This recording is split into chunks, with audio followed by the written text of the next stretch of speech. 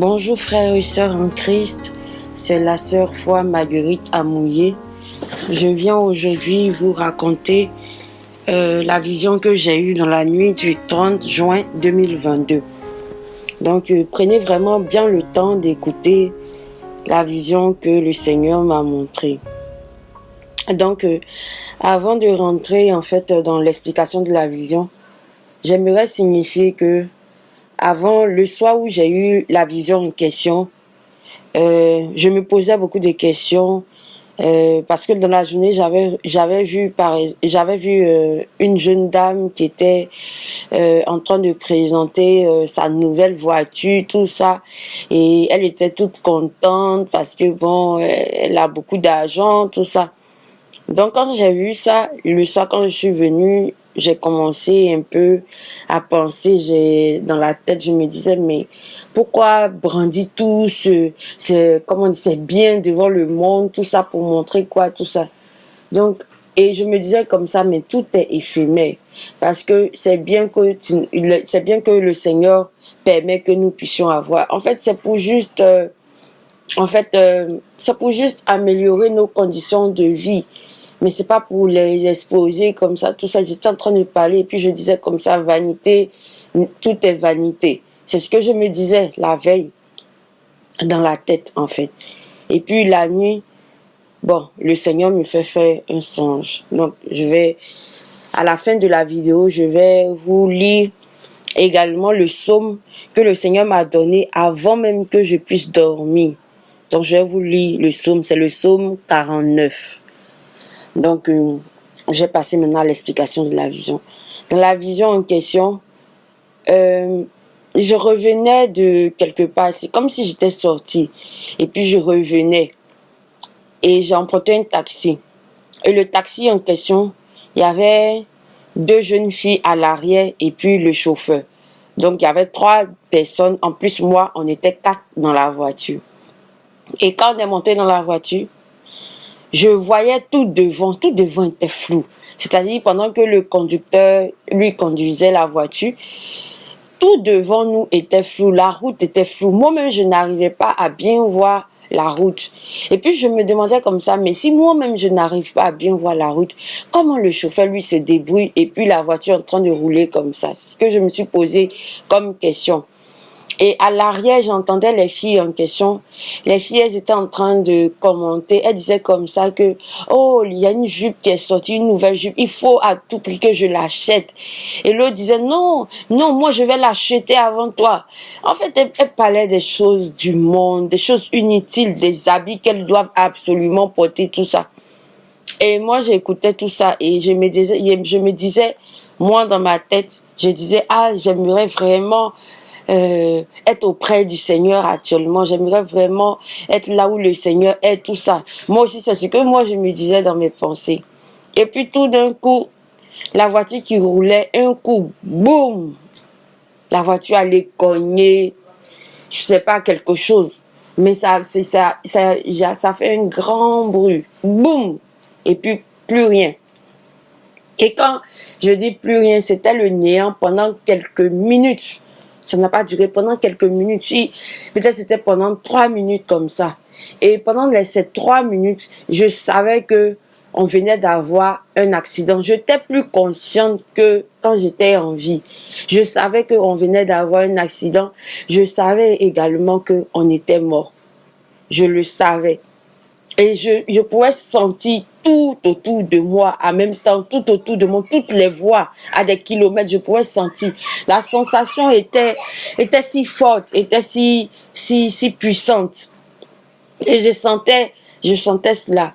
Et je me disais comme ça, en moi-même, je dis voilà, pendant que je suis morte en fait dans la vision, et je me disais comme ça moi-même, voilà,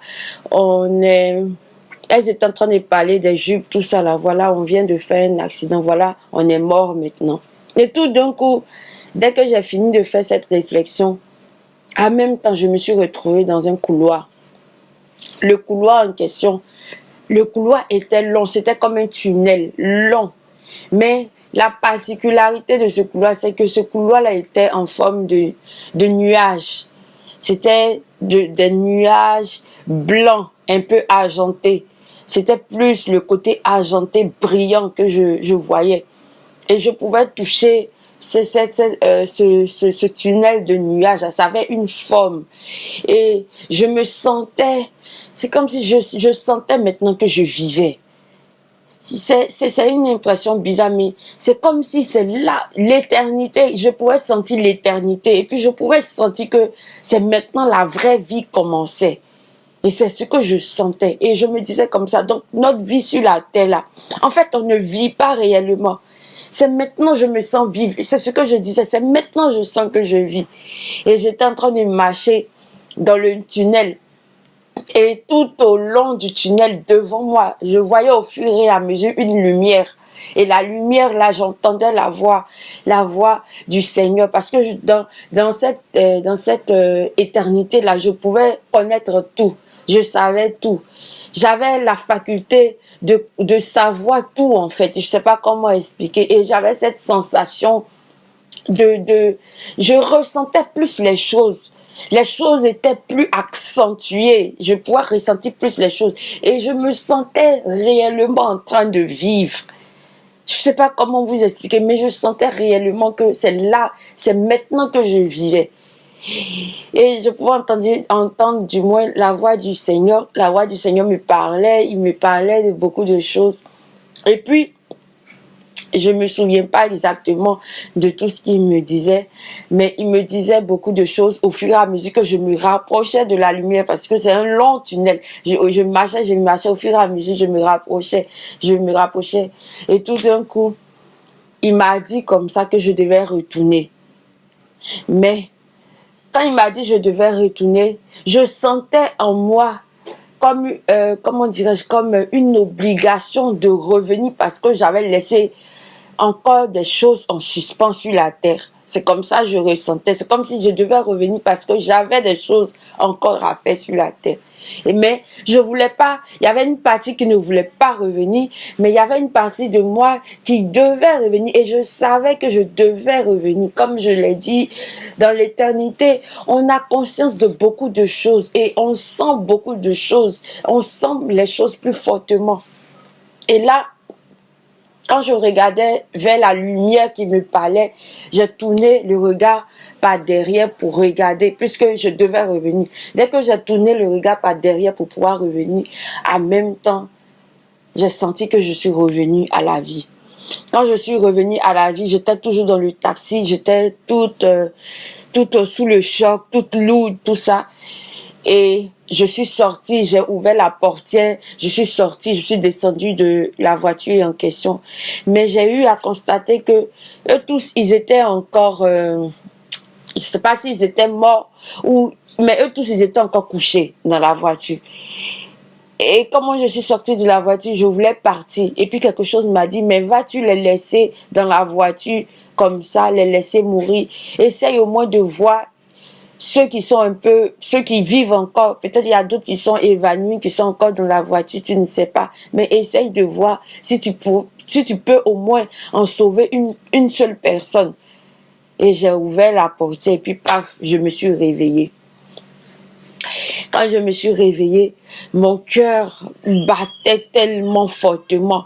Et j'ai eu l'impression dans la journée, parce que le lendemain, c'était la journée de travail. Mais dans la journée de travail, j'ai eu l'impression que c'était pas un rêve. J'ai eu l'impression que le Seigneur m'avait fait vivre cela. C'était réel parce que au cours de la journée, j'avais le cœur qui battait un peu fortement et puis j'avais des picotements au niveau du cœur. Et j'ai su que c'était ça. Je venais d'expérimenter en fait ce que c'est la mort. Donc, bien aimé, la mort pour nous les chrétiens, c'est un gain. Nous ne devons pas avoir peur de la mort. La mort doit être un passage pour nous. Et c'est ce que le Seigneur voulait me montrer. Ce passage-là. Et ce passage était lumineux. Ce passage était rempli. C'était des nuages en forme argentée. C'était comme de l'argent. De l'argent. Et ça brillait, ça scintillait. Et puis je pouvais toucher même. C'était merveilleux. Et là, dans cette condition-là, je me sentais en paix. Je me sentais en paix. Et quand je marchais tout au long de ce tunnel, je pouvais entendre la voix du Seigneur. C'est-à-dire, avant même que nous puissions arriver même au Seigneur, même, quand nous allons mourir, nous allons déjà entendre le Seigneur, déjà nous parler, pendant qu'on est en train de venir à lui, pendant qu'on est en train d'arriver au paradis, dans le sein d'Abraham. Donc, la mort plutôt est un gain pour les chrétiens. Mais il faut que nous soyons préparés à cela. Il faudrait pas que la mort, ça va surprendre tout le monde. Par contre aussi, il y a d'autres personnes, ça ne va pas les surprendre. Dieu va leur parler. Ah, voilà mon fils, voilà ma fille. Je vais te rappeler bientôt. Il y a d'autres que ça ne va pas surprendre. Il y a d'autres aussi que ça va surprendre. Mais puisqu'on ne sait pas quel est le jour où la mort va se présenter à nous. Pour cela, nous devons être prêts. Nous devons soigner nos vies. Nous devons soigner nos vies. Nous devons nous réconcilier avec le Seigneur. Tout ce que nous faisons de mal, tout ce qui est mauvais, nous devons changer de vie, changer par amour pour notre salut de vie. Nous devons vraiment nous mettre à tâche corps et âme pour pouvoir vraiment enlever tout ce qui est mal en nous, tout ce qui n'a pas le nom du Seigneur. Nous devons réellement changer. Nous devons réellement changer. Quand tu te disputes avec quelqu'un, ne va pas dormir avec la colère, ne va pas dormir en étant fâché ou en sachant que quelqu'un est fâché contre toi, en allant dormir. Parce que tu ne sais pas, peut-être dans ton sommeil, la mort va venir. Tu ne sais pas à quel moment la mort va venir te trouver. Et pour cela, il faut que nous soyons davantage préparés. Il faut que nous réglons nos voies. Il faut que nous réglons nos voies. Chers chrétiens, il faut que nous changeons de vie. C'est-à-dire, chaque jour, quand le Seigneur te donne la vie, c'est pas pour en profiter de la vie, c'est pour que tu puisses ranger encore quelque chose d'imparfait en toi. C'est ça le but de notre vie. C'est pour de plus en plus agréer, qu'on soit agréé aux yeux de Dieu. C'est pour que nous puissions exceller devant Dieu en toutes choses que Dieu nous confie. C'est pour que nous soyons fidèles à Dieu. C'est pour que nous marchions selon les préceptes, les commandements du Seigneur Jésus-Christ. Parce que la personne qui ne sera pas prête, comme dans le taxi, ces deux filles qui n'étaient pas prêtes, et j'ai oublié de mentionner un détail. Pendant que j'expliquais la vision, ces deux filles, elles étaient vêtues de manière vulgaire. Tout leur corps était dehors. Elles avaient porté des décolletés. Et elles étaient en train de parler de jupes, de mode, tout ça. Et la mort les a trouvées ici. De vous à moi. Quand la mort te trouve dans ce genre de conditions-là, qu'est-ce que ça veut dire? Ou est-ce que tu sais où tu vas aller? Est-ce que tu sais réellement où tu vas aller? Si c'est en enfer ou si c'est au paradis, est-ce que tu sais réellement où tu iras? Donc, mes frères et sœurs, changeons de vie, changeons de voie. Et le Seigneur voulait m'apprendre, le Seigneur voulait me dire que les choses du monde n'ont pas de valeur. Nous ne devons pas prêter attention aux choses du monde. Nous ne devons pas regarder les choses du monde. Parce que toutes ces choses-là sont vaines. Toutes ces choses-là ne sont que vanité. Si Dieu t'accorde quelque chose, un bien matériel ou une promotion ou quelque chose ou quelque grâce, rends gloire à Dieu parce que Dieu veut améliorer ta condition de vie. Rends gloire à Dieu parce que Dieu veut te montrer qu'il est là, qu'il écoute tes prières. Dieu veut te montrer qu'il pourvoit tes besoins. Rends grâce à Dieu pour cela. Mais c'est pas la peine de pouvoir venir exposer ou bien ça ne doit pas être ça la cause de ta vie. Ça ne doit pas être ça. C'est qui te motive chaque matin à pouvoir faire les choses. Ça ne doit pas être le gain. Ça ne doit pas être l'argent. Non. On ne dit pas que l'argent est mauvais. L'argent n'est pas mauvais. Mais, il faut que ça soit la bénédiction de Dieu. Il faut attendre la bénédiction de Dieu. Il ne faut pas rentrer dans n'importe quoi pour pouvoir avoir les gains faciles, pour pouvoir chercher de l'argent à tout prix, pour pouvoir convoiter ce que tu n'as pas. Pour des filles, vous partez vous vendre, ou vous partez vous exposer au sexe en retour des biens matériels, tout ça. tout. Est-ce que vous savez quand la mort va venir frapper à votre porte? Est-ce que vous savez quand est-ce que vous allez mourir? Parce que la mort, elle a à chacun des routes. Elle est à toutes les routes, à tous les carrefours. Tu ne sais pas. Tu ne sais pas. Si c'est pas Dieu qui te protège, tu ne sais pas. Et même si Dieu te protège, le jour où ton heure aura sonné, que c'est le jour de ta mort, est-ce que tu sauras que c'est le jour de ta mort? Si tu n'es pas intimement lié au Seigneur pour que le Seigneur te dise, ah ma fille, prépare-toi bientôt à venir vers moi, est-ce que tu sauras? Tu ne sauras pas. Tu ne sauras pas. Et même, par moment, même le Seigneur même peut ne pas te dire, peut t'enlever parce qu'il fait toutes choses en son temps, comme il veut. Quand il veut, où il veut, parce que c'est lui qui t'a créé, c'est lui qui a décision de tout ce qui te concerne. C'est lui qui a la décision de tout. Alors, si tu ne sais pas quand le Seigneur va reprendre ta vie, pourquoi mener une vie tortueuse? Pourquoi emprunter la voie large? Pourquoi vivre selon le monde? Pourquoi aimer les choses du monde? Pourquoi être guidé par le gain, par le matériel, par tout ce qui est sale dans ce monde? Pourquoi? Changeons mes frères, changeons mes sœurs. Revenons à Christ. Donc, je vais vous lire le psaume 49 que le Seigneur m'a montré, que le Seigneur m'a dit avant que je ne puisse rêver la nuit. Parce que j'ai lu la veille ce psaume-là. Au chef des chants, des fils de Corée, psaume. Écoutez ceci. Vous tous, peuple, prêtez l'oreille. Vous tous, habitants du monde, petits et grands, riches et pauvres. Ma bouche va faire entendre des paroles sages et mon cœur a des pensées pleines de sens. Je prête l'oreille aux sentences qui me sont inspirées. J'ouvre mon chant au son de la harpe.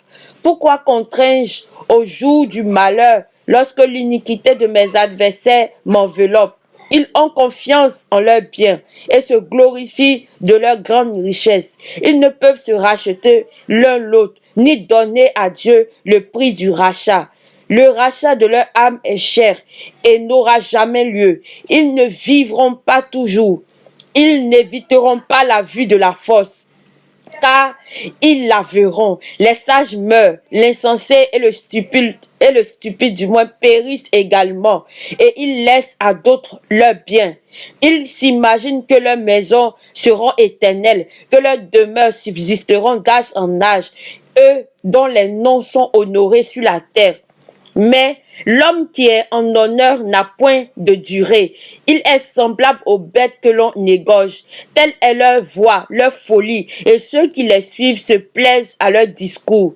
Comme un troupeau, ils sont mis dans le séjour des morts. La mort en fait sa pâture. Et bientôt les hommes droits les foulent aux pieds. Leur beauté s'évanouit. Le séjour des morts est leur demeure.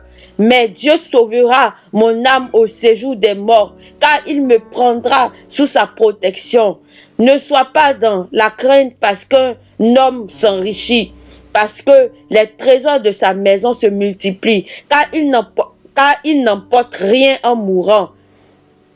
Ses trésors ne descendent point après lui. Il aura beau s'estimer heureux pendant sa vie, on aura beau te louer des jouissances que tu te donnes, tu iras néanmoins au séjour de tes pères qui jamais ne reverront la lumière.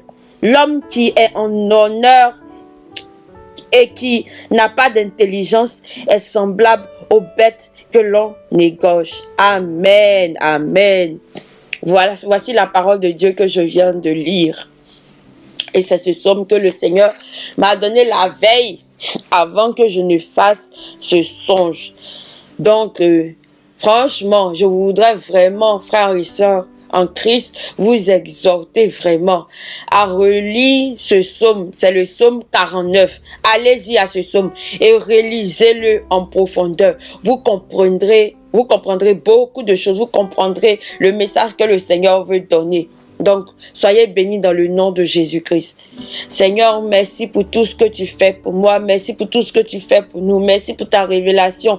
Merci d'avoir parlé au travers de moi. Merci de parler à tes enfants, Seigneur Dieu. Daigne, Père éternel, donnez, Seigneur, tes directives, Seigneur, à chacun de leur vie. Seigneur, daigne tenir, Seigneur Dieu, leur vie, leur ambition, leurs rêves, tout ce qu'ils puissent penser, Seigneur. Daigne, Seigneur, les tenir en toi, Seigneur, afin que, Seigneur Dieu, ils ne puissent pas s'égarer, afin afin que Seigneur Dieu, ils puissent rester en toi, afin que Seigneur Dieu, ils puissent se contenter de ce que tu leur donnes, afin que Seigneur Dieu, tu puisses détruire, Seigneur, la convoitise en eux, afin que tu puisses détruire, Seigneur Dieu, l'amour de l'argent en eux, au nom de Jésus-Christ, l'amour de la gloire en eux, au nom de Jésus-Christ, l'amour des rêves démesurés en eux, au nom de Jésus-Christ. Oh, que Seigneur Dieu, tu puisses, Seigneur, tenir tes enfants, tous ceux qui vont écouter ce message, afin que, Seigneur Dieu, au jour quand tu viendras les chercher, ils soient trouvés prêts, Seigneur Dieu, à aller à toi, à monter vers toi, à résider auprès de toi, au nom de Jésus-Christ. Seigneur, toi-même enseigne-leur. Seigneur, toi-même parle-leur. Seigneur, toi-même glorifie-toi au travers de ce message, car ce message, Seigneur, c'est toi, Seigneur, qui me l'as donné. C'est toi qui m'as fait expérimenter cela, pour que, Seigneur, je vienne parler de ta part, que toute la gloire te revienne à jamais. Sois glorifié, sois magnifié, sois élevé. Merci Seigneur Dieu. Gloire à toi Seigneur. Et que toute la gloire te revienne à jamais éternellement. Au nom de Jésus-Christ, j'ai prié. Amen. Amen. Soyez tous bénis dans le nom puissant de Jésus-Christ. Amen.